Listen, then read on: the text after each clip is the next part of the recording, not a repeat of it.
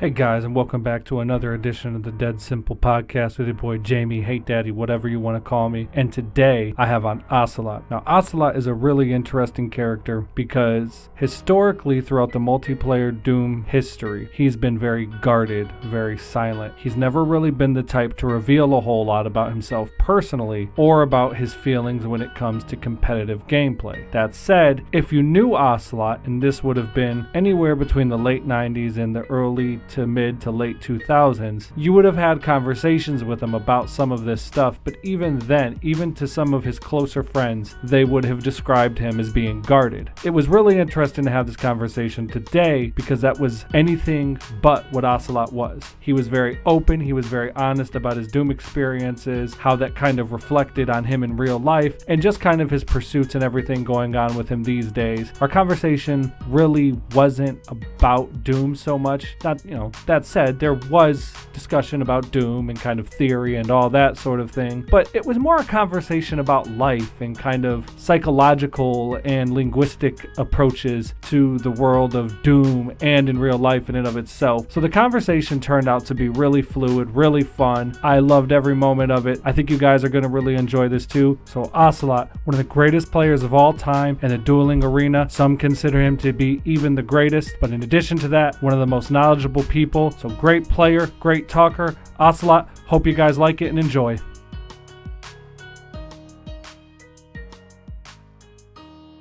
Okay. And I'm here with Ocelot, or Ocelot, depending on how one would pronounce it. It's great to have you on, man. I've been wanting to do this with you for a long time. You and I haven't spoken in over 10 years, and I don't think we've ever had any sort of face-to-face interaction through webcams or through screen share, and we're doing that right now, which is pretty cool. So not only am I talking to you for the first time in 10 years, it's like I'm meeting you for the first time in 10 years. So I just want to say welcome, and tell me a little bit about when Ocelot/Ocelot began Doom. Well, I think that would have been in 1994 when I got my first 486 computer, and Doom 2 was just out at the time, and so since Doom 2 was the big thing right at the moment, that was the first Doom game that I ever experienced. It was Doom 2, not Doom 1, and it was the coolest game ever at that time. Although then some half a year later, I got an upgrade to the machine, and I also finally got my hands on Doom 1, and I must say that was as a single player experience, that was even better. Yeah. The first game. But yeah, 94.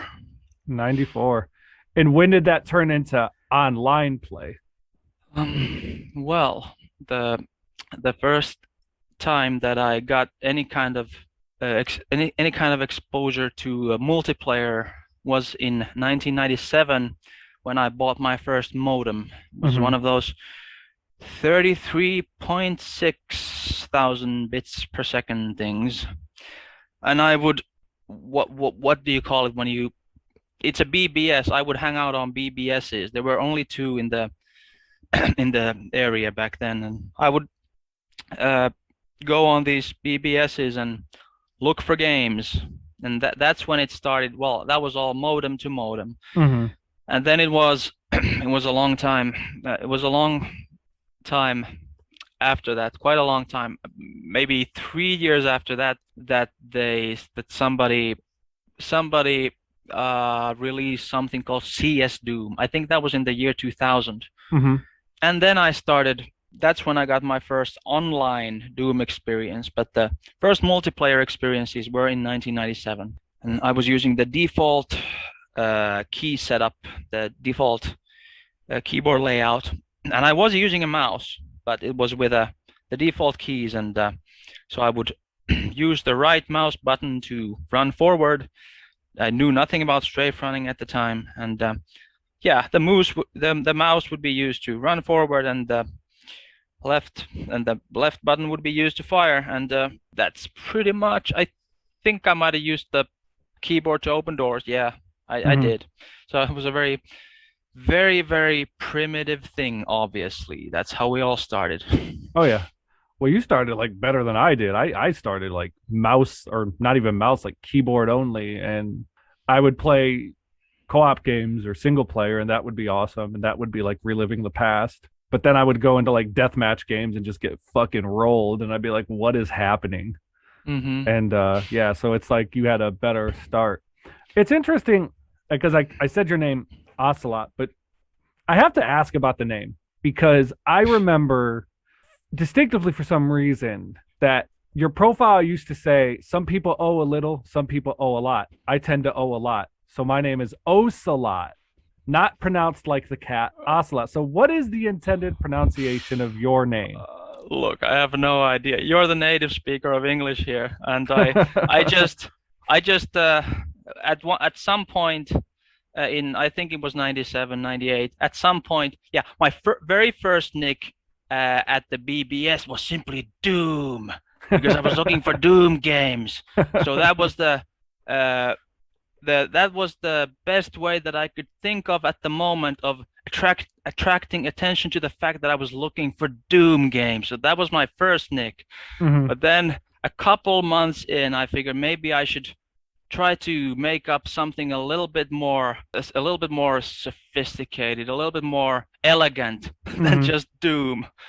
And I was like, well, what might it be? Well, I've always liked cats.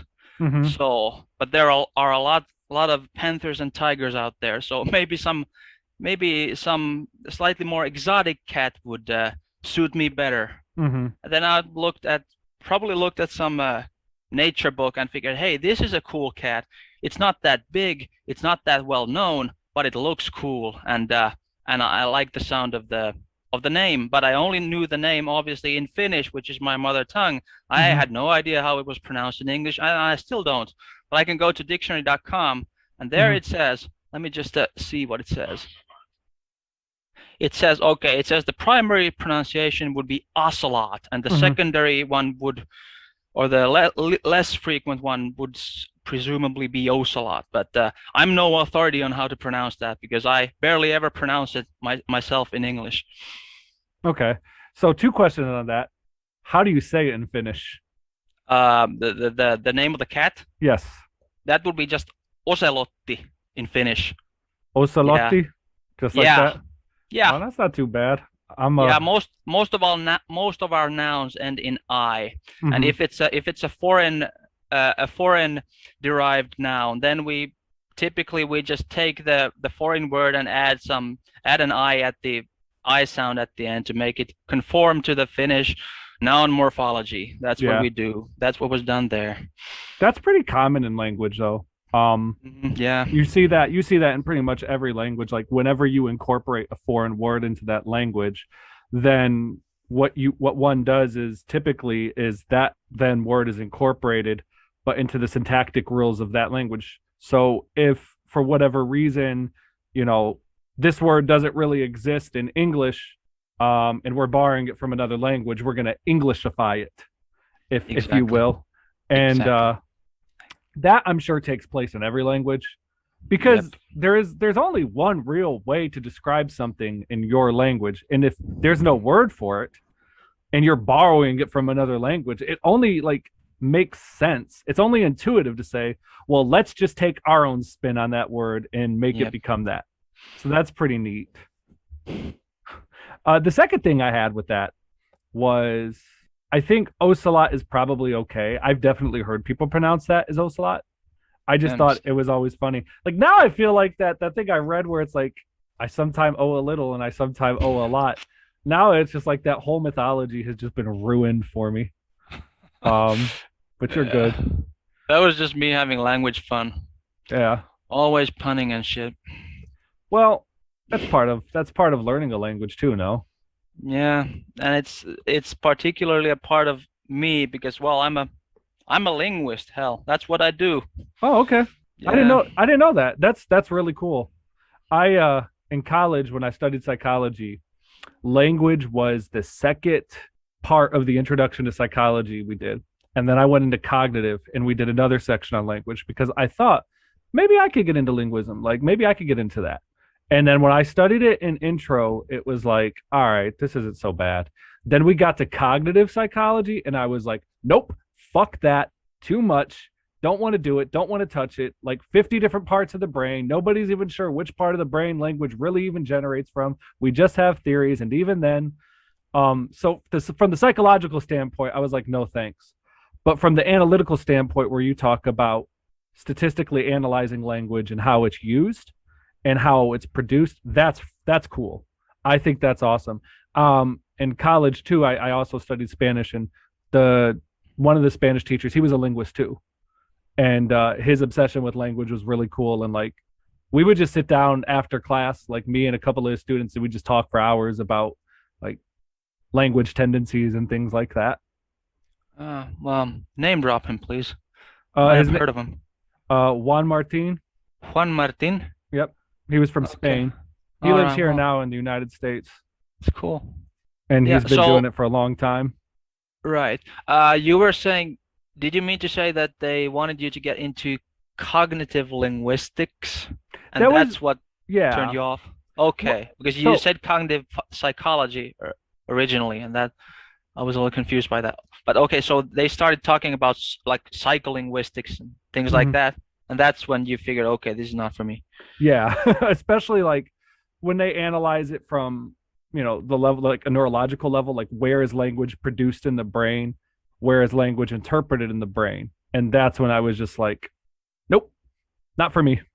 So was that actually, was that being taught as part of psychology or of linguistics? Which was it a psychology branch of? It was in the branch of, right. So when we did our cognitive psychology course, it was one part of it was there were four major parts of the course. There were categorization and how we categorize things in our brain. There was recognition, there was reaction time, and then there was language. The second part was language, because we couldn't really understand the next couple, especially categorization, because that has to do with not only language, but word forming. And you couldn't understand that without at least having some background in language. And when we did that part, and that was only like 3.5 weeks, but it was just it was the most intense part of the course. Because there's just so many different parts of the brain that are involved with language. Like you have executive control in the frontal lobes that obviously are used to kind of like, okay, I've intaken language. Somebody has said something to me. Now I'm interpreting what it means. But then there's other parts of the brain that diagnose it and recognize it. Is this language? And then you get into like the more interesting things about how our brains interpret language and how patterns, and then you get into the categorization of things like that. And it's really interesting, but it would be research that I would find tedious at best, because it's not research you can see, right? Like the concept of language is in a way concrete, but more abstract because you don't see it. And that's where I was just like, can't do it. I just can't wrap my brain around this. This is too much. I would suspect, like most linguists, you're probably also very good at math. Most linguists, huh? That's what my Spanish guy said. He said a lot of linguists tend to be very good at math. And he went on this rant about how like math and language are really similar because of the way that the brains recognize the two. And I thought that was pretty cool. Yeah, well, I have been under the impression that that intelligence has these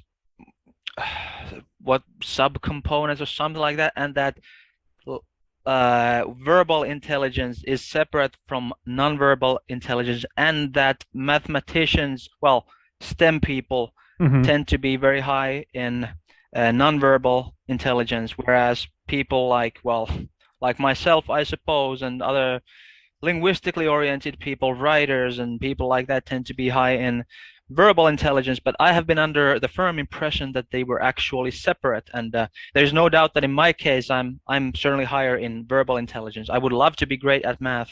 I am not great at math, although I am, for a linguist, I'm very quantitatively oriented, and for a linguist I am actually quite proficient at statistical methodology. But that's not necessarily saying much, because at least around these parts, linguists do not tend to be very, very statistics savvy.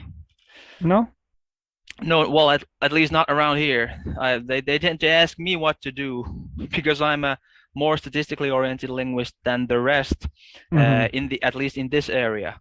Yeah, even though I have no I never took a math or stats minor or anything like that. I have taken a several, I think it's like 6 or 7 courses in stats because I I do like it. I see its extreme utility in for my research and for life even more in general, because I find that the more numerate you are, the harder you are to scam by all kinds of For sure. hoaxes and baseless assertions. So I find it useful, and I find it interesting, but I'm by no means great at it.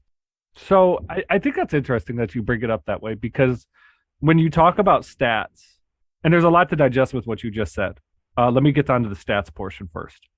With stats, I look at statistics as just from a pure mathematical level, like separate out application and just mathematics. Statistics are not challenging for math. It's very straightforward, simple math for the most part.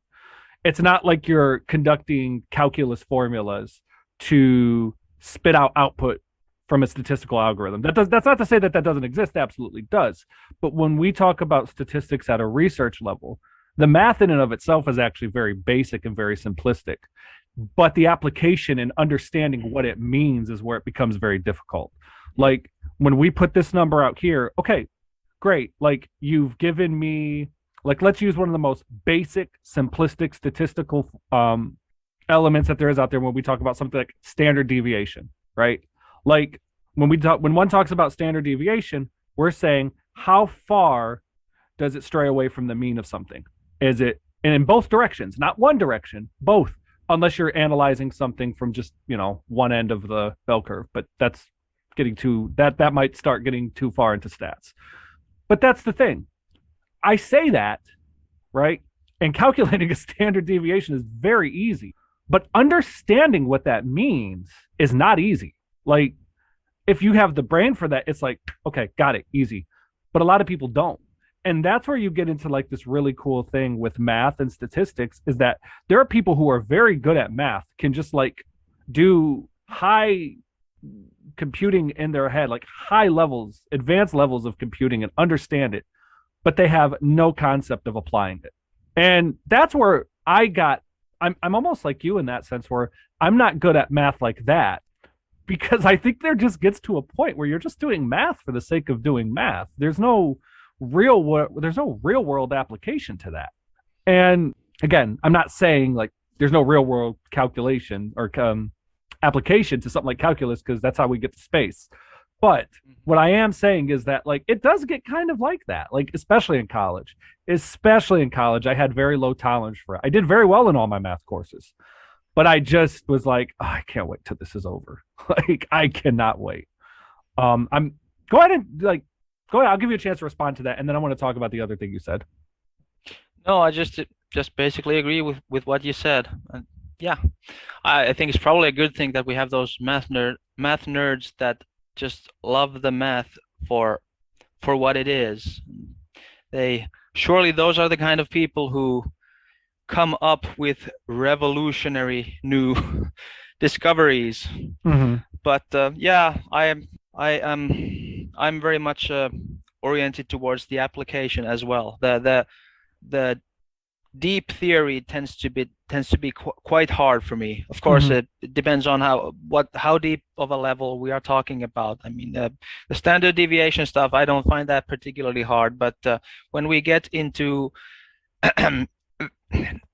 profound understanding of the mechanics and the theory behind some pretty sophisticated multi-level Bayesian regression models with splines and Gaussian processes, and especially understanding everything that's going on under the hood. Yeah, that's when I go, whoa, whoa, whoa. Just tell me what it does. Right.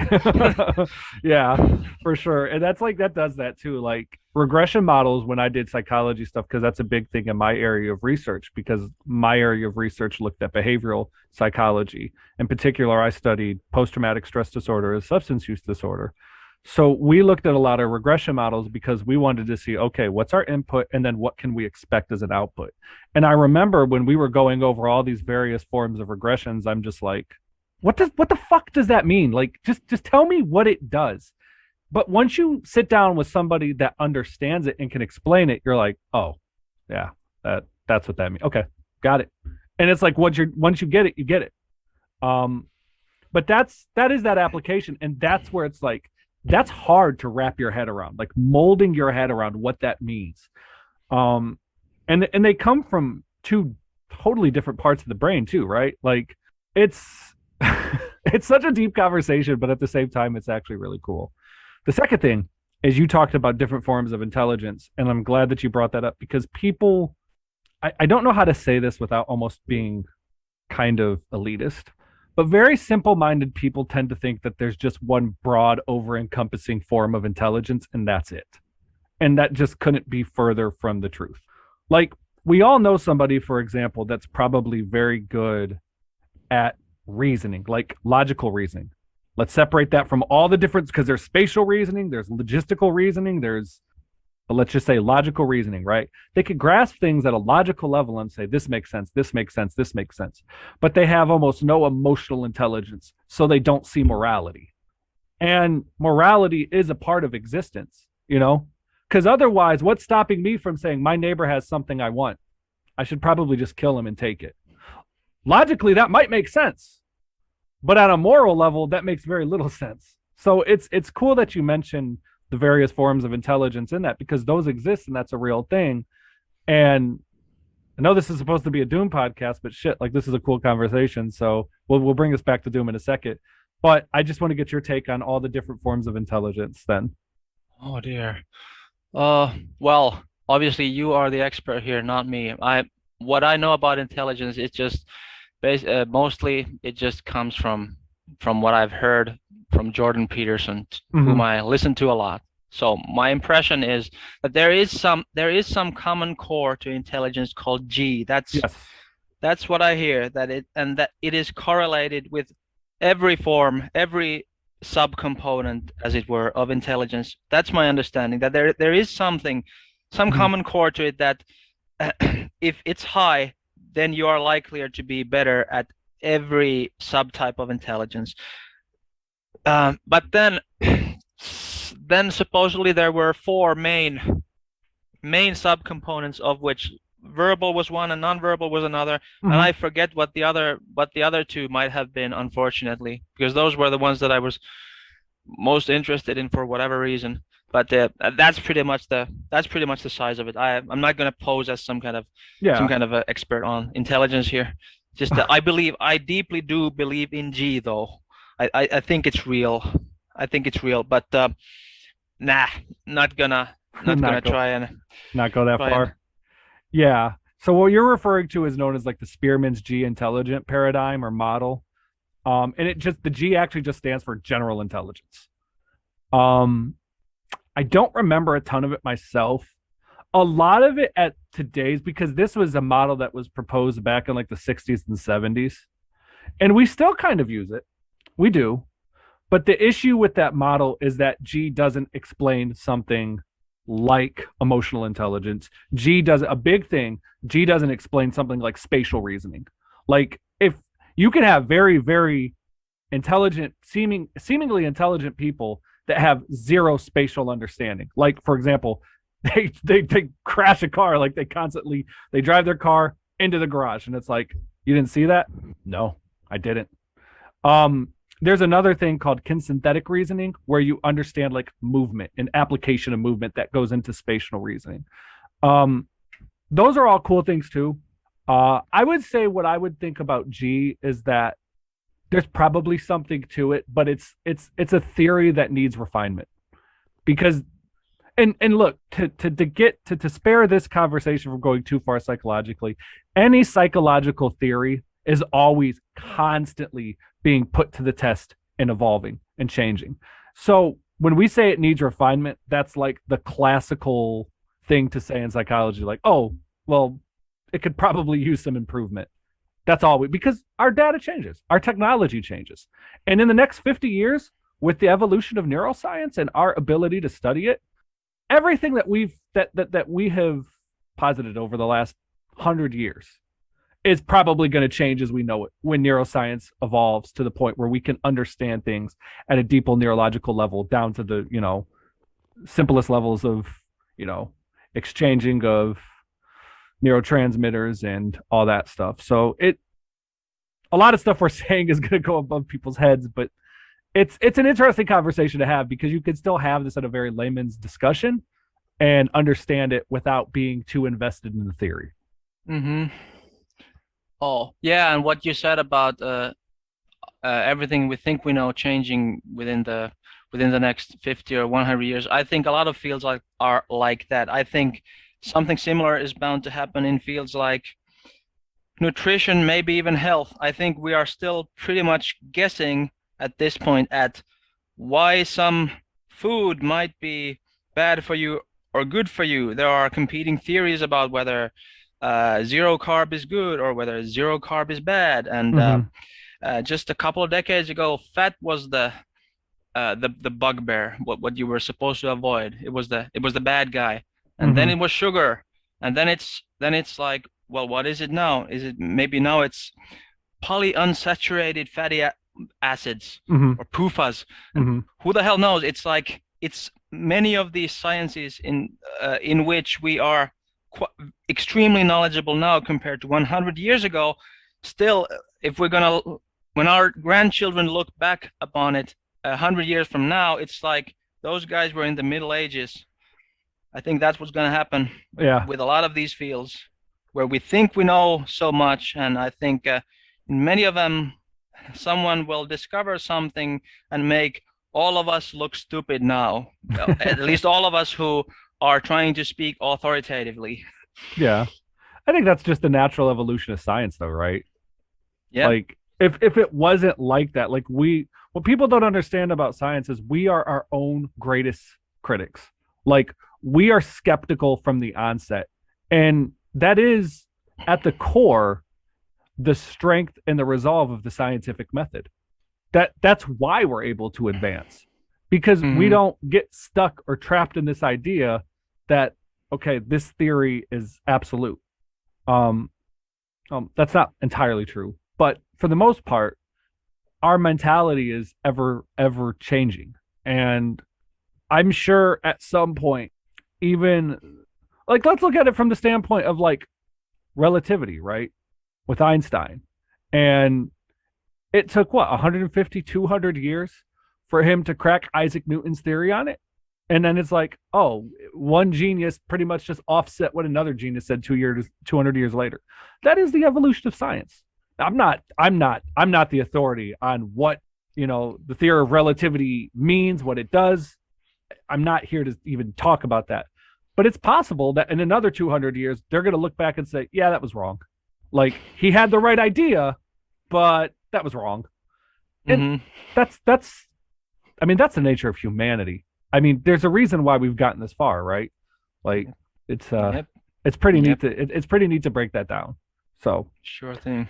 So I got to ask you, I want to shift this back to Doom, but I want to incorporate psychology into this because you have a very analytical brain, which I think would make you, if you were ever interested in doing a great psychologist. As a player, I remember you being very methodical, like down to every small advantage. If you could get it, you took it. And do you think that that's what made you a great player? Or do you think on some level, this is going to get deep, but I'm asking it, is there just a natural talent to be good at video games? And that's a very simple question, but the answer, I suspect, will be deep. Well, I think it definitely had something to do with this introverted scientist kind of temperament of mine, where I like examining things deeply and experimenting with how things work deeply and getting to the truth of things. So I think it has something to do with that. I wanted to figure out what the right move was in a given scenario. And I would think about things like that. What's the right opening move in map one, especially in the original executable? The starting positions were fixed. So I would think about things like what's the optimal move to make when you start as green versus when you start as indigo. What are you going to do in this scenario when you're at this position, and what are you going to do if in that scenario, and so on and so forth. So that's certainly, that is just a good match with my temperament of not minding isolation at home, not minding looking at endlessly looking at demos and things like that. I just I'm the kind of person who does not mind polishing things endlessly alone. Mm-hmm. So that definitely had something that had a lot to do with it. I was also heavily influenced by this Canadian guy called Slasher with two S's, Mm-hmm. who was he was a top player in Canada in 1996 to 7, around then. And I'm pretty good friends with him on social media now.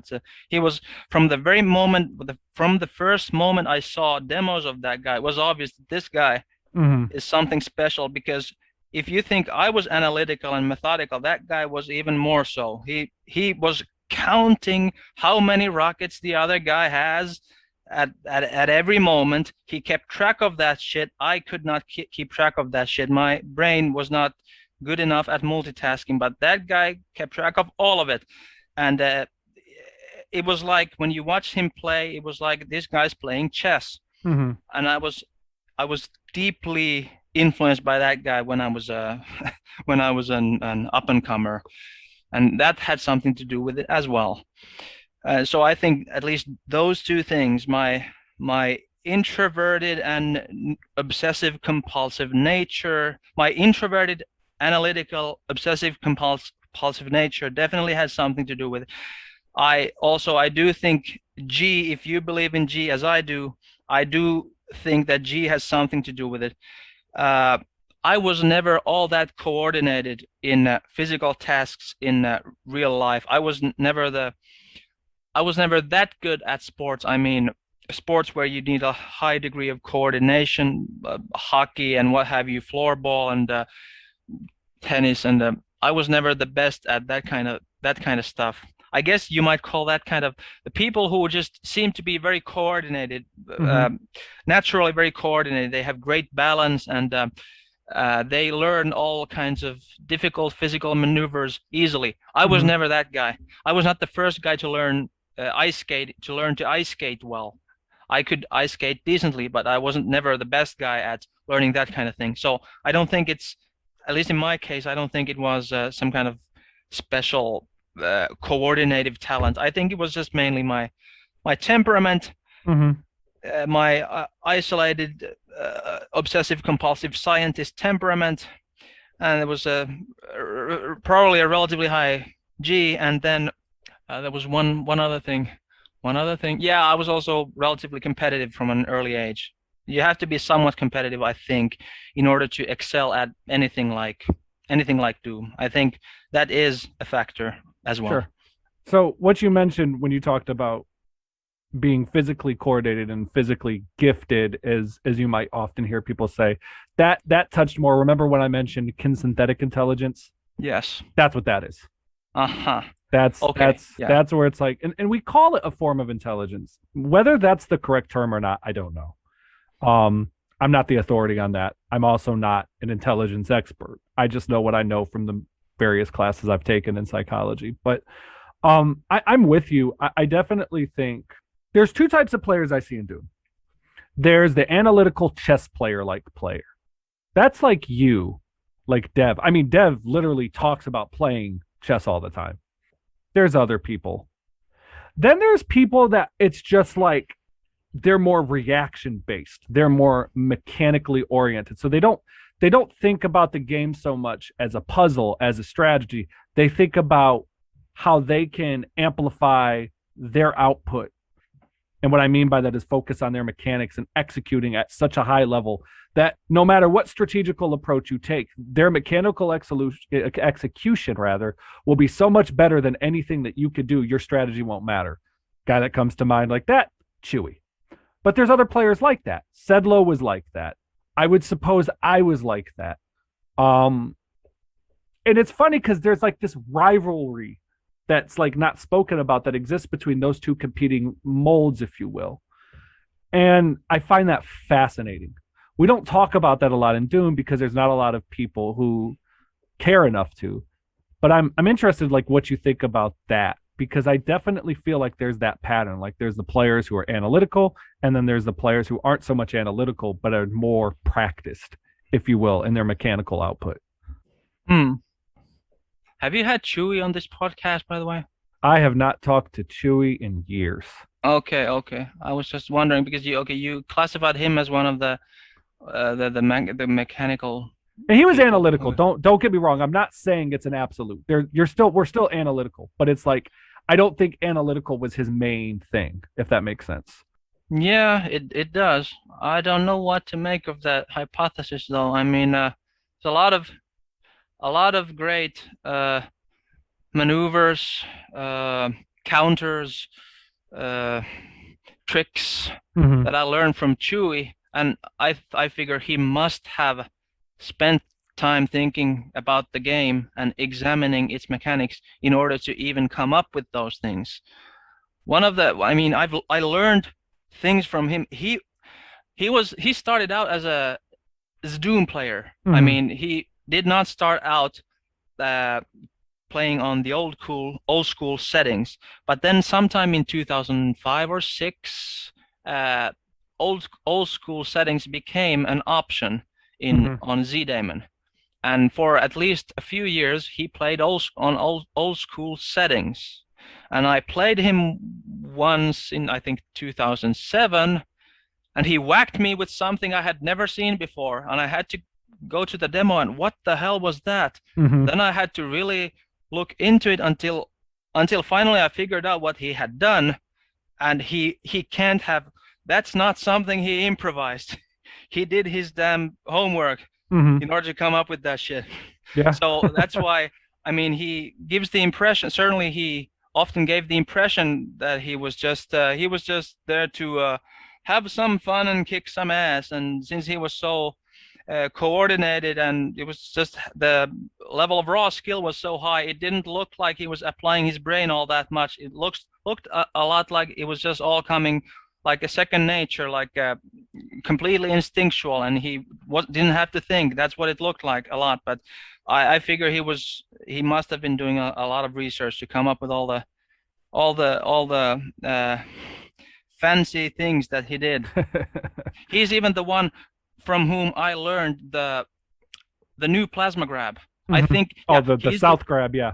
Yes, I think he actually was magnanimous enough to teach it to me in around 2006, 2007. I knew that at that point I knew about the South grab, but I did not know the exact right sequence of moves that made it work every time. He was kind enough to tell me how it's done with a very high level of consistency, and then of course I went to the original executable, and I built demos until tick by tick until I found the exact, I mean, based on what he had told me, until I found what the exact right sequence was, and then I bought myself one of those mice with the macro function, and then I macroed it, and then I had the perfect South plasma grab with the timed weapon switch every time. But I owe that to Chewie because he taught me the initial maneuver, because I thought you had to use your mouse. Chewie taught me that you don't have to use your mouse.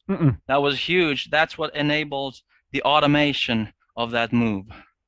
So this is what I mean by that, though, because like he taught me that same thing too, right? So with your analytical brain, you're like, I have to see this tick for tick. I have to see, okay, where does this become like near 100% proficiency, right? I didn't do that. He was like, oh, all you have to do is just bind a turn right key, and when you spawn, SR40 into it. And if you time them correctly, you'll get it. And I just did. I didn't look at it like, let me analyze it tick by tick. I just kept practicing it. What I did, now, this is where it gets analytical. And this is why I said you have to have a merging of the two. But I think one level is going to be dominant for some players and another is going to be more dominant for other players. I think in your case, you're more analytical dominant. I think on players like Chewie, he's going to be more output dominant, more mechanical oriented, where he's not focused so much on the theory of it and breaking it down piece by piece, but he's more at the macro level to produce that mechanical play. And that's where I think that's where we were, where we're just like, we just kept practicing it. And like, yeah, okay, we got it. And I think that's fascinating. Like, I think that dichotomy is fascinating. And I don't know. The thing is it's like, is one better? Like, is there one approach that's better? I don't know. Like, I don't think you can say that. I think you have to say it just depends, right? I agree. Yeah. Like, it's so cool to look at this, like, at this level. There's not a lot of people who enjoy talking about this thing, by the way. Dev's gonna love this. Like, Dev's gonna be like, I'm gonna sit here and listen to this whole podcast, like, the whole time. Okay, cool. But second thing I wanted to ask you, and this is Doom oriented again. Who were your favorite players to play against? I'm sure Chewie was one of them.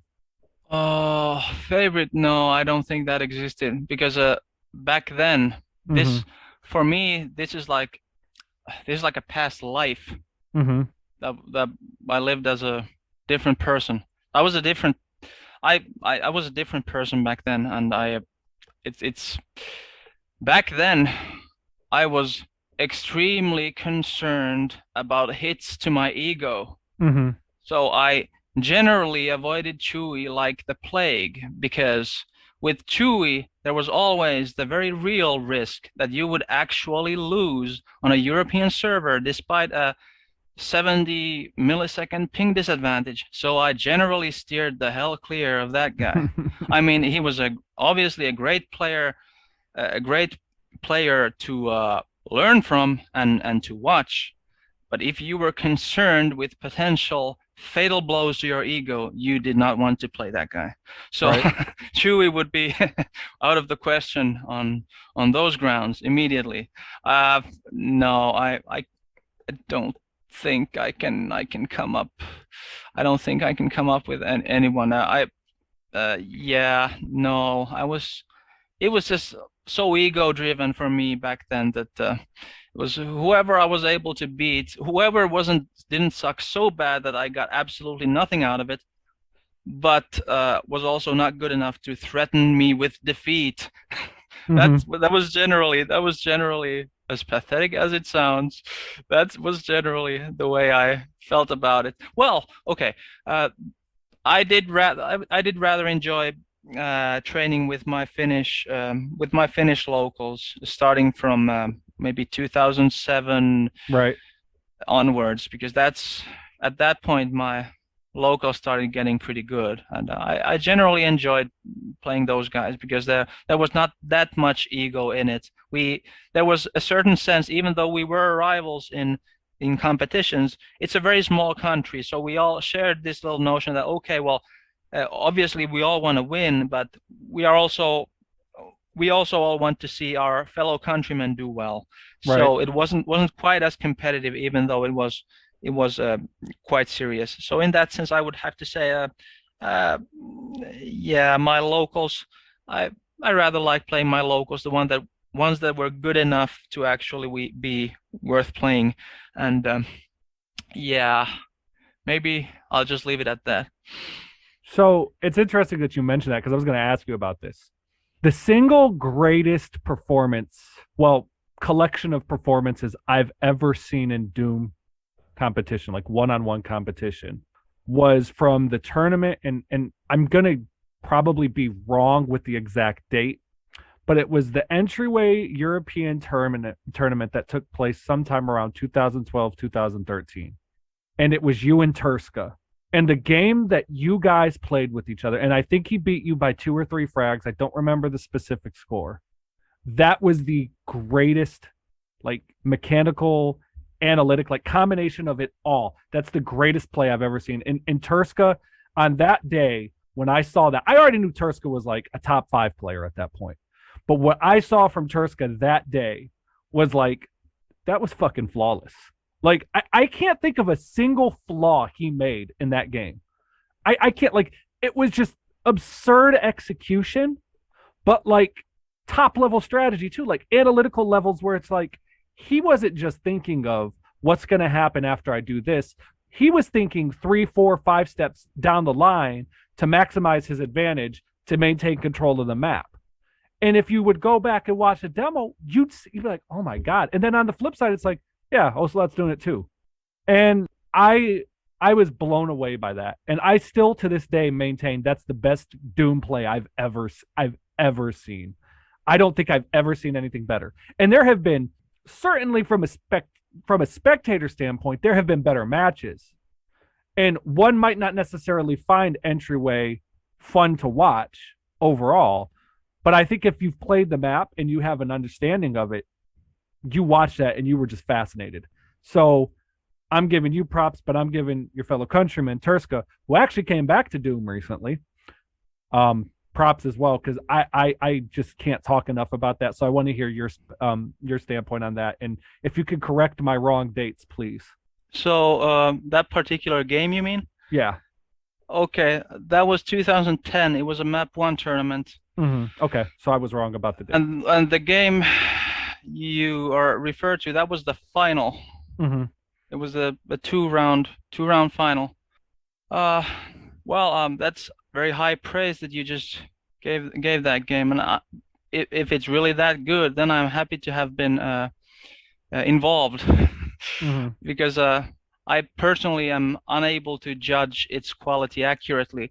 What happened back then was that I had been inactive since 2008 at that point, so that was a 2-year gap, and then I came back just for this tournament because the tournament seemed that it was solidly organized. It was organized in a way that made sense and was fair, and okay, so I figured this is worth mm-hmm. as arrogant as that sounds, I figured this is actually worth my presence. So I signed up, and at that point I was definitely trying my best at the final. No question, was trying my best. At this point though, I was a weekend warrior. At this point, I was quite busy at the university. I was dating a relatively hot chick also, so all my practice took place on the weekends.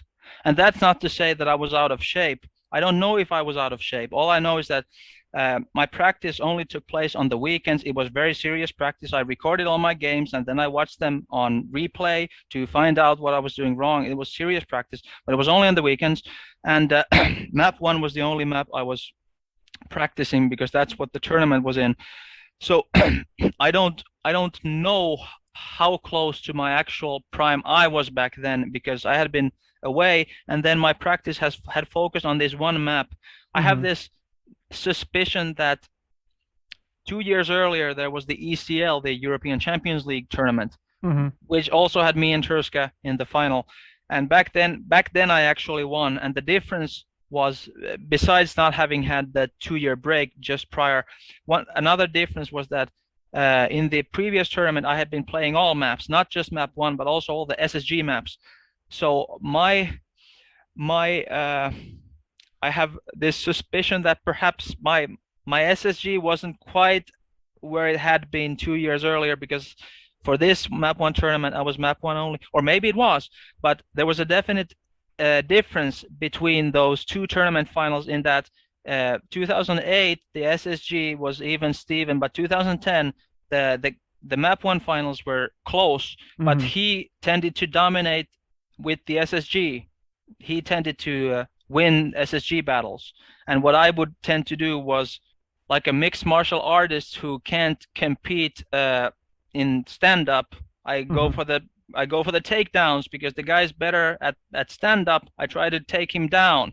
So I was most of my frags, I was very BFG dominant because he was dominating me with the SSG, and I'm not sure whether that was just him having gotten better in the intervening 2 years, or whether I was just not quite fully there in the SSG department due to that 2 year break.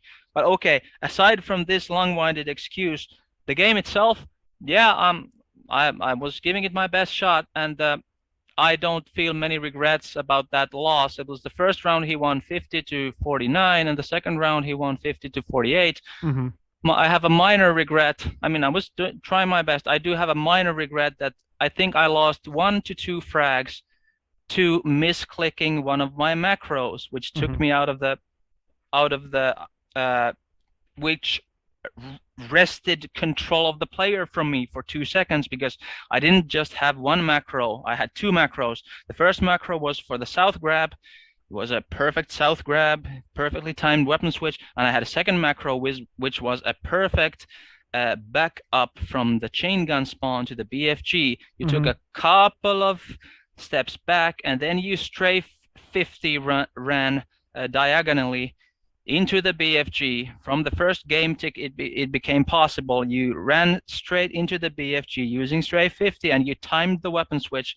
That made you reach the BFG extremely quickly, and you had the BFG up and firing extremely quickly. But the problem with that macro was that it was long. It was like at least maybe like 2 seconds, or at least a second and a half. So if you clicked that macro, if you activated that macro accidentally at the wrong moment, then you were fucked. And I lost 1 or 2 frags to accidentally activating that macro and getting fucked. So that's my only regret about those games. Other than that, I mean, I was definitely trying my best, and they were close games, they were intense games, and I'm happy if the spectators enjoyed them. But that's really all I have to say. It's, hey, well, I did the best I could, and that's what happened. He beats me fair and square. So good job, Turska, and I was happy that my country had gotten the double victory. What do you call it in English when the same team or the same country wins both gold and silver? There's probably a word for that. Oh, I'm not sure. There probably is. I'm not aware. Okay. I guess one could say it was a win-win, like for the country. Yeah. It was a win-win for the country for sure. Yeah. Although I was competitive as I am, I was somewhat bummed out by not having won. But yeah, no major regrets there. I mean, the macro mistakes, they were just mistakes. You make a mistake, you pay. That's the nature of competitive endeavor. Sure. Yeah. Well, I would say that being Finnish like automatically makes you good at Doom. Like there just seems to be this thing where, and it's like this Eastern European thing, right? Like if you're Finnish or you're Czech, you're just good at Doom. It doesn't matter what you do. You just wake up one day and you decide, I'm going to play Doom, so I'm good at it. And like, especially with duels. CTF, not so much. You guys aren't as, Turska's a great CTF player. Gyrosmin, who was Czech, was a great CTF player. Outside of that, I don't think you guys ever had the interest so much in CTF, because I evolved as a player. I started off as a dual dominant player, but towards 2010, 2011, I fell in love with CTF and the competitive atmosphere that took place with that, with like teammates, camaraderie, the leagues. And unfortunately for the European side of the country, or the world rather, the Europeans, a lot of your organization kind of fell through with the collapse of the I just spoke with Du about this a couple weeks ago. We were talking all about European competitive history, but basically a lot of the European history was erased because of X Snake like deciding he was just going to nuke the server that hosted all of, like it hosted the CTF leagues, the dual leagues, and all the history there. And to this date, we still don't have records of those events. We just have whatever demos you guys have, but good luck getting those from people, right? Like 10 years after the fact. Whereas here in the States, we had very organized leagues that still have records of those. And there's players like me that are going back and how could I put it? We have the games, we have the demos, but we don't have a centralized place for you to find the history of them. So I'm putting together with a couple of other people, we're doing a project where we're putting those games together. Dev has done a really good job of preserving the ZDDL stuff. That's all still up. But like a lot of some of the old CTF, due to politics and Z-Daemon nonsense and political crap, those things don't exist anymore. And I'm working on restoring that. That's the word, restoring. But we still have the games, at least. Like in your guys' case, you don't even have the games. You don't even have the demos, which is just terrible and unfortunate. Yeah, yeah. The only major event that I remember that involved a European team was that there was sometime 2000, maybe 8 or some around there. There was this this match with a Czech team against an American team, and the American team won narrowly. But I remember, I think I watched the demos and enjoyed them. I hope that one at least has survived because Oh, Team USA versus Team Czech. Oh God, somebody has that. I bet you do has it. I could probably get it from you. Yeah, he doesn't throw anything away. He's a pack rat. Cool, cool. So yeah, CTF. I enjoyed it, and I enjoyed watching it. For some reason, it didn't tend to go that well for me when I was participating in it, and perhaps that was just a manifestation, one symptom or consequence rather of this extreme introversion of mine, that maybe just this team dynamic thing just never came that naturally for me. Maybe it's something like that, because I remember even wondering about it myself. How is it that when I'm probably when we would sometimes practice as a team, we had one international duel against the Czechs, which we lost handily, where we were playing as a Finnish team, and we would practice among ourselves. And I was wondering, look, I'm the best dueler of this group. I was at the time for sure. Yet somehow my side tends to lose when I join that side. Then often that side starts doing worse. What the hell is going on here? And I am not making a conscious effort to sabotage my team. What on earth is this? Maybe it's just something that I have. My personality is just the opposite of that which is conducive to good team efforts. Maybe it's something like that. Yeah. I don't know. It's hard. Like there's definitely that dynamic. So in the Z-Daemon community in particular, especially towards 2006 and 2007, there was like this realization. There was this prevailing thought that before CTF had really exploded and evolved in the mid 2000s, that existed that if you were a great duelist, you were automatically a great CTF player. And that was proven to be faulty and very wrong by the mid 2000s, when CTF exclusive players started just pushing duelists that would join up on teams to the brink. Like they just lose 5-0 all the time. The duelists are just like, what the hell is going on? We should be very good. And it's like, sure, like you're very good mechanically, but you have to like turn off your duelist side of your brain and open up a new area to learn CTF, because the game is just so different. And to be clear, in the last 15 years, that's only evolved. Even my understanding of CTF that we had in the late 2010s and early 2010s rather, is just ancient compared to what they do now. My strategy that I understand gets run over now in CTF. So I'm out of state, having come back and playing in the last year and playing in CTF, where it's like I'm relearning the game. Mechanically, I can execute with these players, but I'm just like, what am I doing wrong? And it's like relearning. And for me, it's fascinating. I love playing so much, especially now that I can play on my own terms, that this is like my new endeavor, along with like doing the podcast and restoration stuff for history. So it's interesting to hear from a player like you who suffered from something I definitely suffered from at first when I went into CTF many years ago, was that I would often do very well mechanically, and yet I'm losing 5-0. What's happening? Why is this happening? And it is that contrast. That's a real thing, and that existed.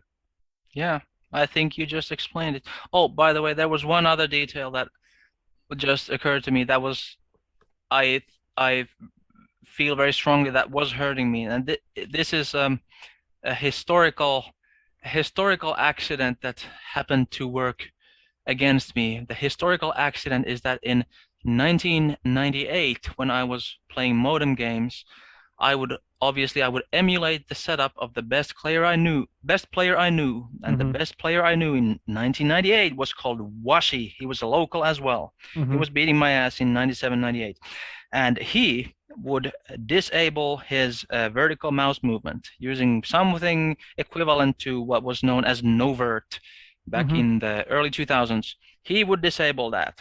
And so since he was the best player I knew and he was disabling his vertical mouse movement, I disabled mine as well.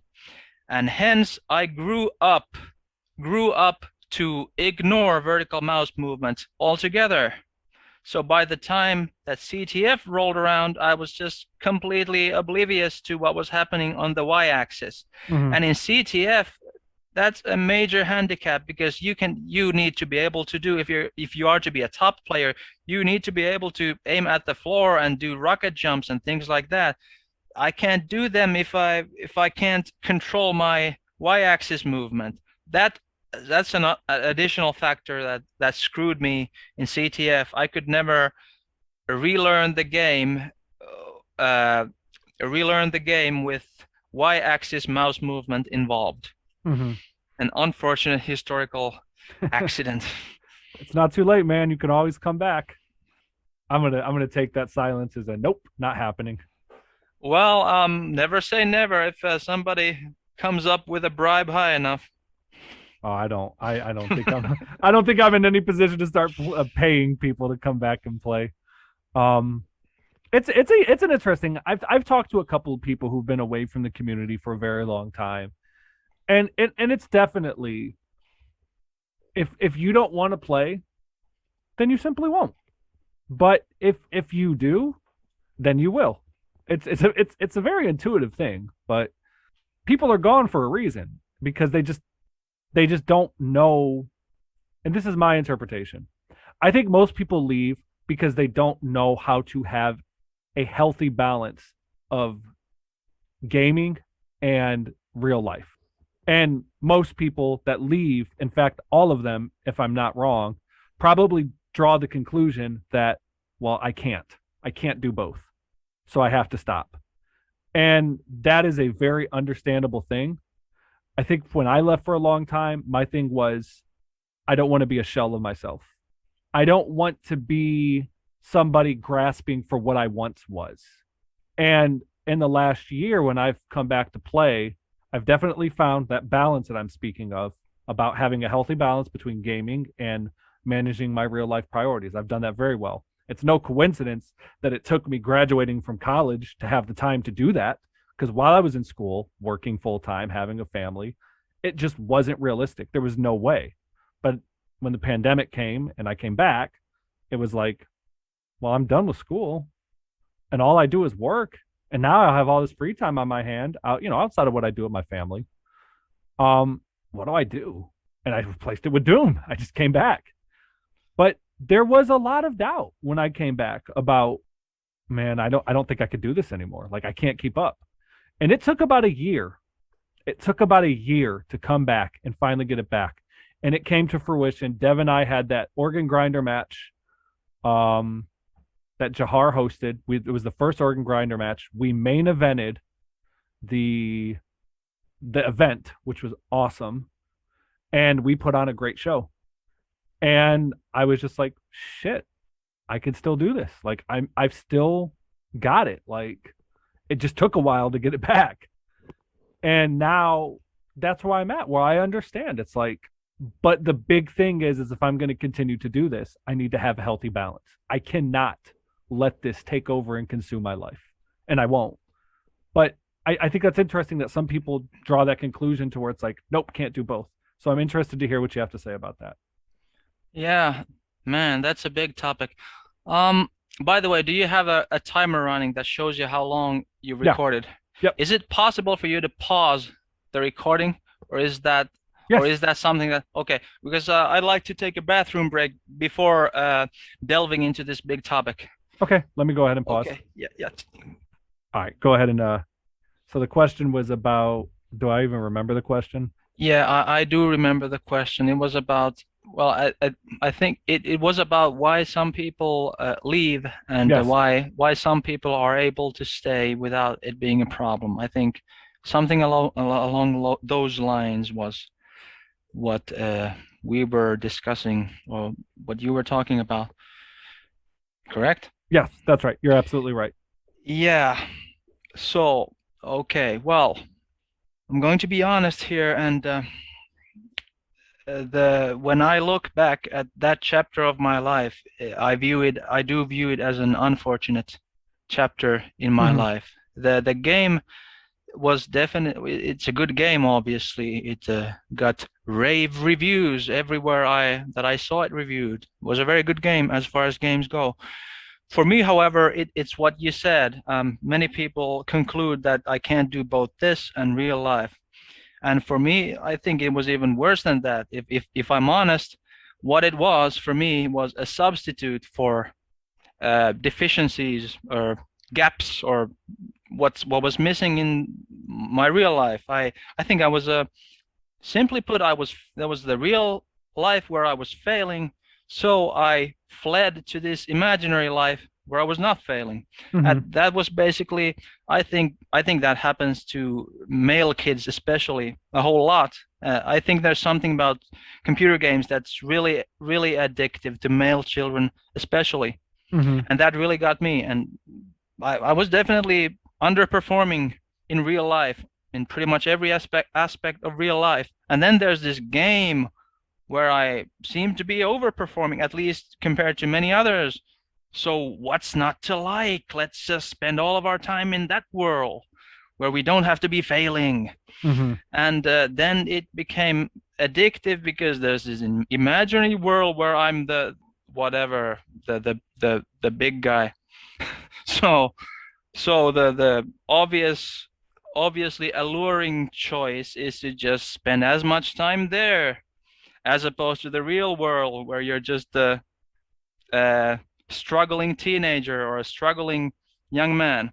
Mm-hmm. So that's what it was to me. Mostly for me, it was just a substitute for the real life that I was failing at. And when I look back upon all of those years and think about the opportunity cost, think about what might have happened, what my life might be like now had I, in fact, spent all that productive and competitive energy on something more worthwhile.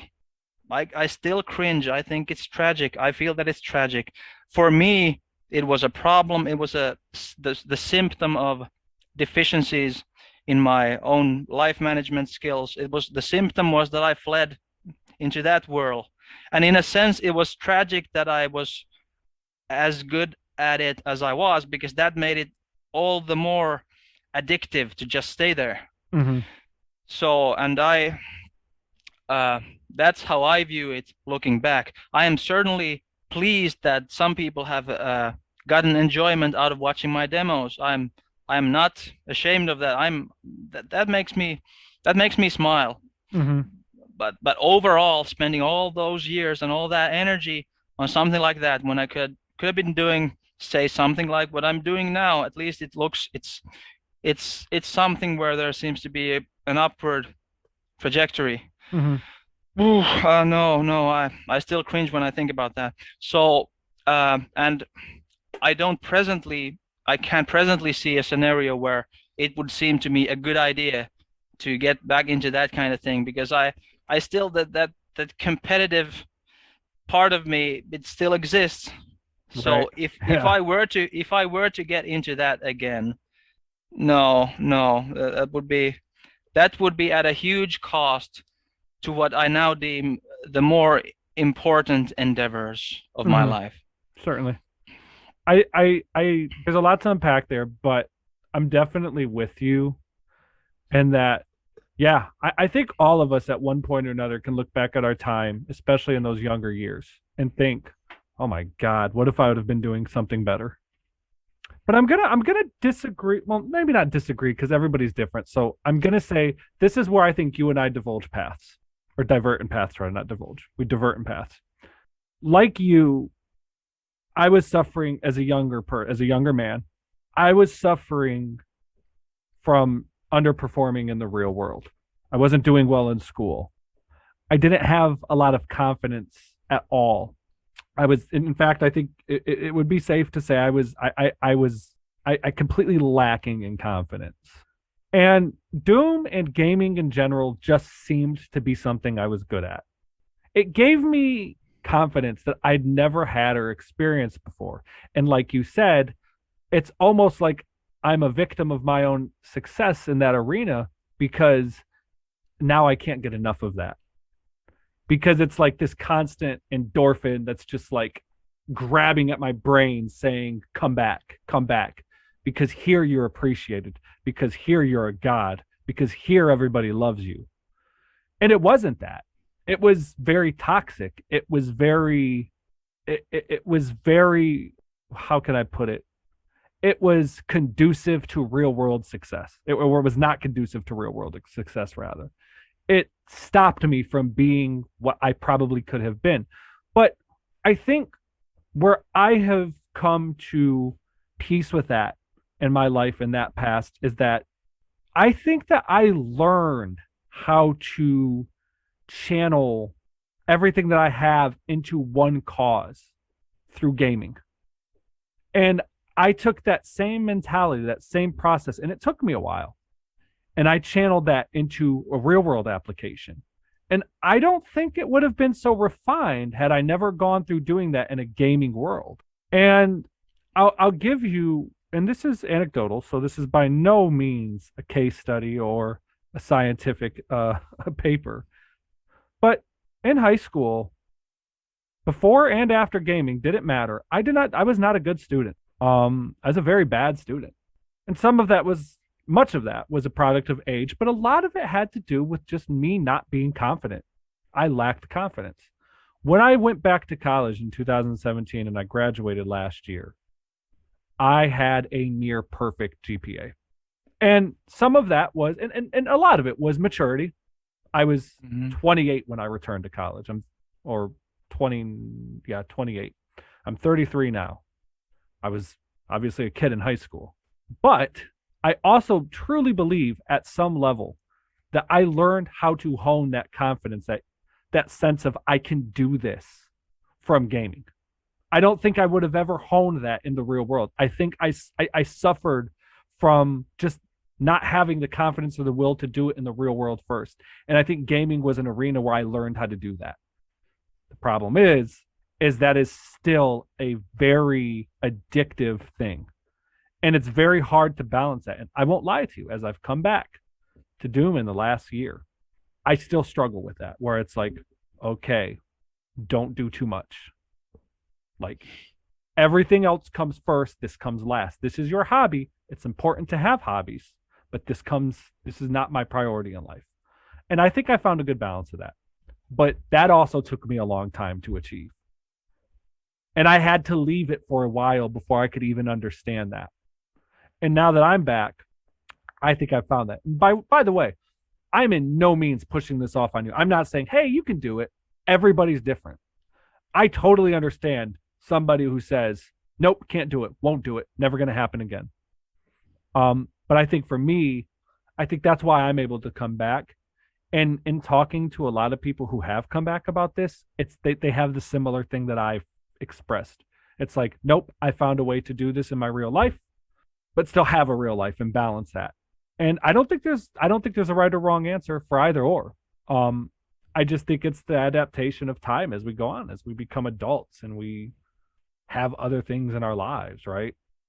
Yeah, I think whatever you're happy doing without feeling like you're missing out on something, if you're happy doing it without feeling like you're missing out and without having to lie to yourself, then I figure that's fine. And if you're not hurting anyone either. Yeah, of course. Yeah. But it's hard. Yeah. I certainly acknowledge the possibility that the honing all that Doom stuff might have helped me in some aspects of my academic endeavors. I cannot rule that out. It is a possibility. Having to do all that meticulous research into the dynamics of the engine, it might have made my subsequent linguistics research better. Who knows? It's possible. I will admit it. Yeah. And you know what? Like, at the end of the day, I think the one thing I look back on too is I'm not so introverted. I'm a little more extroverted, but I do consider myself to be more on the introverted line. Hmm. My closest friendships are online relationships. I don't do well with real life relationships outside of like my family, my wife, my kids. Yeah. But As I online, recall, I as do I very recall well. though, it was you pair bonded very early, as I recall. You were somewhere in your early 20s or maybe even late teens when I was already hearing rumblings about a first bun in the oven. So clearly you're not all that extroverted. I mean introverted. Well, I mean, I don't know. I think you can be introverted and still have kids at an early age because I wasn't so and this may be a cultural thing, right? So here in the United States, over the last 50 years, it's become such that one should quote unquote live out their youth before they settle down. So you should go to college, you should party, you should do all these things. You should live that out. You should be financially set before you had kids. I didn't want to do that. I still don't want to do that. I have no desire to go out and party and reclaim my youth or find that youth. I never wanted to be around people like that. I was with and I am still with the person that I love very much. And we've grown a lot together. And at that time, I felt very strongly about it. And yeah, I was 19 when she got pregnant for the first time. And since then it just hasn't been something. So, and in some sense, yes, I mean, you probably need to have a little bit of extroversion to go out and find a girlfriend. Hmm. But I think that's changing too. I think that's changing a lot too with today's world, with the internet and the fact that you can reach out to people who are just like you and you don't it doesn't need to be attached to having a social life. But even 10 to 15 years ago that probably wasn't so true. But nowadays, yeah, it's very different. My brother is very introverted, much like you. Doesn't go out. He just left the house. 27 years old. He just left my parents' house, moved out. His girlfriend he met online. They've been together for 4 years. And now they're living together and they're very happy. And they're much the same. So I definitely think you could be introverted and still have that going for you. I'm just not as introverted as you, but I still must admit I don't like being social. I feel Huh. very uncomfortable. I feel very awkward in a real life social setting. But this right here, this is very easy for me. I don't feel challenged in this at all. I don't feel uncomfortable in this at all. Maybe initially, but once we get going, nope, I'm good. That's interesting to hear that you uh, deem yourself introverted. Did you ever take one of those personality tests which actually places you in a percentile of all the big five traits? I did not. And you want to know why? Okay. I actually Yeah. studied that was actually one of my in my one of my classes I looked at the big five traits in language acquisition. And Mhm. we hypothesized that one would be more likely to acquire a new language if they were more extroverted than one who was Yeah, introverted. that's very plausible to me as a And linguist. what we found was actually the opposite. Yeah. But our there was flaws in our methodology and our sample size was very small. So it's likely that the significance that we found of the opposite of our findings was not right. But I would love to be able to do a real study on that again because we did. And in many cases in research that exists out there, there's not a ton of it in language acquisition and personality traits. And a lot of that has to do with the fact that we haven't even really well defined personality yet.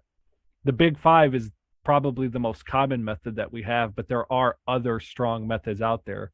The other problem is we don't have very strong measures to capture what personality is. We could capture the top ends of those things, right? Like we could capture if you're extroverted. We could capture if you're in. So if and I don't remember all of them, but if I'm remembering the big five traits, it's extroversion versus introversion. It's conscientiousness. It's gosh, I can't remember. I'm Conscientiousness versus what was the opposite pole? I can't quite recall that either. It's been so long. It's been like 3 years since I've done this. But then But there was, okay, let's see if I can remember at least openness to one end of. experience versus closeness to experience. That's another one. So we got 3 there. Um, Then there is neuroticism. Neuroticism, yes. What was the counterpole? I can't recall what the counterpole was. Okay, yeah. Think of neuroticism as instability versus stability is what it used to be called, but neuroticism was a new coining of that. All right. And then and one more. Openness to experience. Yes, agreeableness. Agreeableness, that's a disagreeableness. Disagreeableness. Yeah. Yes. So when you try to capture those, it's difficult because you're only capturing one aspect of those. And we're turning personality, which is a very spectrum thing, into a very categorical thing. And that's probably wrong. But we don't know how to capture it any other way right now, right? So even defining personality is difficult. So if what we're trying to decide what is or isn't good at predicting language acquisition, and we can't even define it properly at first, we've probably already got a flawed study. But I do still suspect that one must have some level of extroversion to acquire language. But I think where that probably is in spoken language. I think an introverted person can still probably acquire the language very well at a written and reading level. I am living proof. I know many people, in fact, who can read and write in several languages, but they can only speak their native language. Yeah. And I'm not sure what that's a product of, but I would suspect extroversion versus introversion has something to do with that. Yeah. I have to share something. I was in student exchange for 9.5 months in Spain, and my starting level of Spanish was low. Well, I had the basics. And the introverted scientist type that I am, I had a pretty good command of the grammar, but didn't have much vocabulary, and you know how introverts are when it comes to social interactions. So even while in Spain, I didn't have all that much social interaction. I would watch the TV a lot, I would listen to the radio a lot, and I would spend a lot of time with my dictionaries at home.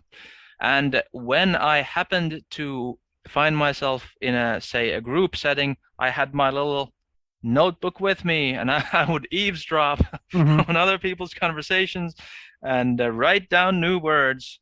And if I was fortunate enough to find myself in an actual conversation, I would quiz people about any new words that I would hear and what they meant and write them down. Anyway, the end product was that after 9 months, I had a very good passive command of the language. I understood it very well, and my grammar mastery was close to perfect, but I was still quite what's the word? I was not fluent in speech at all. I was just quite the slow talker, and took my time to form sentences, kind of like now, but much worse. And then and after I returned to Finland, I took the test. They have actually standardized that shit where into a set of levels where A1 is the lowest level, where you have the rudiments of the language. You can have a very simple. Okay, yeah. So I took the C2 test and I passed the C2 test, as introverted as I am. So I'm living proof that even an extreme introvert can learn a language very well. But perhaps it might be an uphill battle. Although I will say that the learning the grammar, that might be a downhill battle, because people like me do not mind sitting at home and looking at them tables and trying to see the big picture and the larger system in it all. That's what we're good at. But the conversation part, not so much. But even that's certainly learnable, even though it might be an uphill battle. Sure. So that was the anecdote. That was my one anecdote about language acquisition. Gotcha. That's pretty cool. So do you still understand Spanish? Oh yeah, I still understand it. I still speak it pretty well too. Just Mm-hmm. today, it's fallen off a whole lot after I haven't. This test was that I took was in 2013, so Mm-hmm. it's been 8 years. Uh, I am actually formally qualified to teach Spanish. I Oh, studied nice. it as my minor at the university, and I did do teacher training in both English and Spanish. So I am qualified to teach it. Right now, I would feel very nervous having to teach it at least at a high level because it's so rusty, but I certainly still understand it very well, and I speak it quite well as well. Nice. Nice. Cool. But even with a year away from it, like just not being in that environment, I've lost so much in Hmm. speaking and Yeah. understanding. But in writing and reading, nope, haven't missed a beat. And I was like you, I preferred the analytical level of it. And now, obviously, we probably learn different dialects. Like my dialect is going to be a more Latin American based, whereas yours is going to be a more Castilian based. Yeah. But still, like, it's not like we wouldn't be able to communicate. Oh no. Oh no. That's like I figure that's pretty much like British versus American English, more or less. Yeah, That's my impression of it. yeah. I've certainly had many interactions with Mexicans and Peruvians, and I'm able to communicate with them. Might even have had some intimate encounters with Mexicans and Peruvians Nothing wrong without with that. difficulty. Nothing wrong with that, no. Nah, man. I prefer. Well, my wife's half Dominican, so Ah, I prefer Hispanic women. That's fucking cool. I didn't know you studied Spanish. That's awesome. Did you have a yeah. reason why you wanted to? Originally, as an English major, we were simply required to take a course or two in some language other than Finnish, other than the official languages in the Mm, country. And it just happened that the Spanish course, I figured that, well, it would be nice to learn at least one more language well. mm-hmm, And when it was time to sign up, well, the sign-ups, there were long lines everywhere, and I just figured I'm going to take one of these large, one of these big world languages that's useful when you go out in the world. And so I mm-hmm, signed up. There was a queue for like a line, a waiting list for all of them. So I signed up for, okay, let's take Russian. That's a useful language. Spanish, that's a useful language. There's no Chinese on this list. That's a pity. Let's take German and French and every language that had at least 100 million speakers. And mm-hmm. then Spanish was the one that I actually got into that actually took me in. And then in my first Spanish class, I just figured, okay, well, this sounds cool. I want to learn this language. And then when it was time to pick a destination for student exchange, then I picked Spain, and there I went. Where were you at in Spain? Were you in Madrid? Yeah, no, a coastal town in Andalusia called Cadiz. Cadiz? Okay. Yes. I'm not familiar with the location, but if it's coastal, now my professor, he was gosh, I don't even remember where he was from.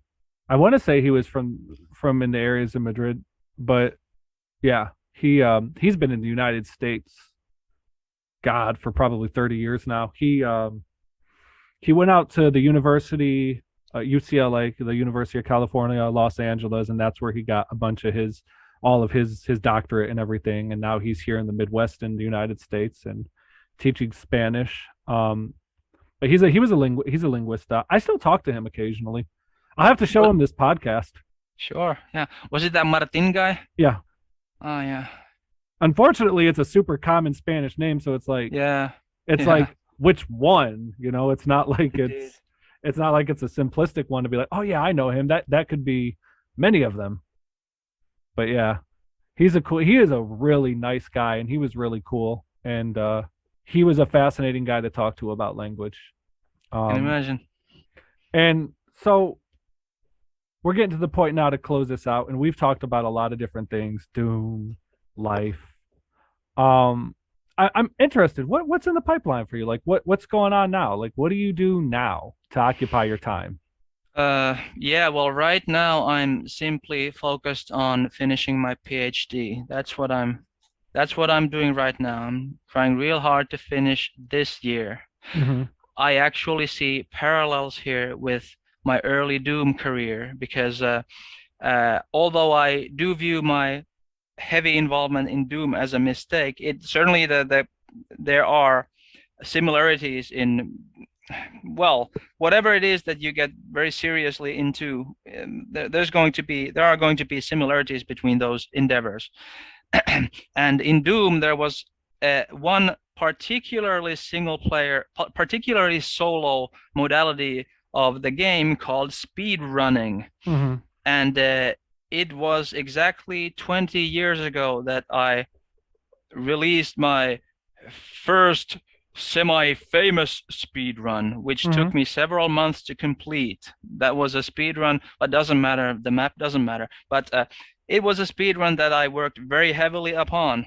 And prior to that, I had released a small number of what I would now call juvenilia. That is to say, early speed runs that weren't all that impressive, as I was just trying to learn the ropes. But this one speed run that I worked hard on in 2001 was a pretty big deal when it finally came out. It was big enough of a deal that at the end of the year, when they had something called the Golden Cyber Awards, where the players picked winning efforts. Well, they picked the best effort in a number of categories, and that speedrun actually won. I think it won the Golden Cyber for best artistic impression and for, this is the big one, the best UV speed. The best UV speed. So that was a pretty big deal in 2001. So what I am now envisioning is that I have already put out a few juvenilia in linguistics. If you Google my name and linguistics, you're going to find some juvenilia that I'm not all that proud of. But this PhD that I'm working on now, my vision is that it shall be as big of a deal in my field of research as that UV speedrun was 20 years ago. That's my hope, and that is what my eyes are fixed on. That's the goal that I'm working towards right now, hoping to make a similar impact in my field of research as I did 20 years ago in the speedrunning scene. That would be nice. That's so awesome. I'm shooting for that. Yo, that's fucking cool, man. Congrats. So you're almost done with your PhD? Yeah. Dude, I have like mad respect for that, because I was going to get my PhD. Like, I was dead set on doing my PhD this time last year. So I was interviewing for graduate school positions. I didn't get into any. It was my understanding after the fact that you almost never get into graduate school on your first try. It takes many tries. And as I've gotten away from academia, I've just gotten to the point where I have a pretty good job now because of my degrees. I'm happy with my family, and right now I don't know if I want to go back. I don't. I'm you know what? I'm 33. I've got plenty of time in my life if I decide, you know what, I want to go back and get into research, or you know what, maybe I want to teach Spanish. Maybe that's something that I do want to do. I've even spoken with like counselors at the university. I've even gone back and forth. And I was going to take and here I forget what we call the tests, but it's the curriculum is the same, the test that you had mentioned about testing fluency in language. I'd have to take that and pass that in order to get into a master's program, and then I'd have to take a standardized test for that. But I'm just at a point right now where I'm just happy doing what I'm doing. I make good money. My wife and I have a very comfortable salary between the two of us. We're raising our kids. We're in the process of moving, and I don't know, man. Like I don't think you're that much older. I mean, if you're not comfortable telling me your age, I don't think you're that much older than me. Well, I am actually quite a bit older than you, but I'm happy if I don't look it. Oh, well, yeah, that's okay. 38 is my age. Okay. Presently. Well, you're not that much older than me. But you're like I am. Like, you're just like, I'm sure at some point you were like, you probably went back to school later and you were just like, oh, yeah. You're like, you know what? I'm going to do this now. And you're an embodiment. You're proof that like, you don't have to get your PhD when you're late 20s. Like, you could just decide to go back later. And oh, yeah. You know, that's the thing that I would tell most people. If you're ever struggling with should you or should you not go to university or college or whatever you want to call it, wherever you live, it's based on where you live, because in different places they call it different things. But my response would be, until you're ready, and you'll know when you're ready, because I knew when I was ready. it wasn't a question. I knew I wanted to take the time to do it. And I have no regrets about my time in university. I loved every bit of it. And it is such a contrast to my time in secondary learning in high school where I hated it. I could not get far enough away from it. When I graduated, I was so happy. And yet I just had the opposite experience, but that's because I was ready. That's because I knew what I wanted to do. I had experienced life in the real world. I'd had the struggles of dealing with real life issues like addiction to gaming. And I fixed that. I figured that out. And that's what I was ready. And I think so many people would benefit from that if they just realize you don't have to go to college or a higher level of learning right away. Like, live and learn what you want to do before you get into it, because people like you and me who found our careers and our things that we're passionate about in our 30s are like, we're like, I still feel young. I don't feel old at all. I'm not old. I've got plenty of time left. And I think the moral of the story is, to everybody out there, slow down, but have a sense of urgency. Wise words, although somewhat paradoxical, perhaps. Well, that's humanity, no? Uh, Slow down with a sense of urgency. Yeah, well, it's like the famous saying of hurry up and wait. Uh-huh. But I think you have to always have a sense of urgency in that you're not drifting without purpose. Yeah. Life is finite. I think it's good to be aware of that at all times. And I try to remain myself whenever I encounter some little hitch that pisses me off. I try to remind myself to be grateful that I'm still healthy. And I do pay attention when a lot of people, I see a lot of anecdotes around me of people dropping dead of sneaky cancers all the time, and it freaks me out. So I think whenever that certainly reminds me to be grateful of what I have. And it's certainly true that if you're healthy, there is plenty of time for someone your age or mine. But at the same time, do remember that life is finite, and do remember how fortunate it is to be healthy. Absolutely. No, those are wise words. Those are some wise words. I struggled with health problems too. I was overweight, man. Like, during my gaming, at the height of my gaming experience, I was almost 300 pounds. And I've lost about 70 pounds in the last 4 or 5 years, and I'm on a much healthier diet, a much healthier lifestyle. But it wasn't because it didn't really hit me that I needed to change until I started having health problems as a result of my weight and some genetics, mostly genetics, but the weight made it worse. And yeah, you're absolutely right. Life is finite, and that's why I said it's like you got to have a sense of purpose. You can't just drift, because otherwise, I guess people are happy doing it. I'm just not. I'm just not. Yeah, yeah. I'm not sure if anyone's truly happy doing it. They might be telling themselves they are, but I have a hard time picturing anyone being truly happy with just aimless drifting. Well, anyway, to each their own. That's absolutely right. All right, man. I'm going to close this off. I had a great time talking to you. This was a lot of fun. I'm glad to hear that you're doing well. Like I said earlier, it's like low maintenance friends are the best, because we could go 10 years without talking again. But when we do, it'll be like, hey, man, how you doing? Oh, fucking great. And I think I'm gonna give you this. I'm saddened to hear that you look back at your time and you cringe. But I will tell you that you have had a very positive impact on a lot of people's lives, and that your time in Doom was something that a lot of people aspired to be. I aspired to be a player as good as you were. And in a way, as I said, my perspective is such that I believe that I was able to hone the ability to craft my confidence in real life through Doom. And players like you gave me that sense of purpose, and I appreciate that. And I appreciate everything you've done. And I think it's awesome that you're getting your PhD. So I have an extraordinary amount of respect for you, and I hope that you keep on going, because people like you are real life proof that it's never too late, and that despite whatever deficiencies you think you may have had, that we can always overcome those. And mad respect and mad props to you, man. Many thanks for all of those extremely kind words, man, and thanks for the invitation. I enjoyed myself greatly.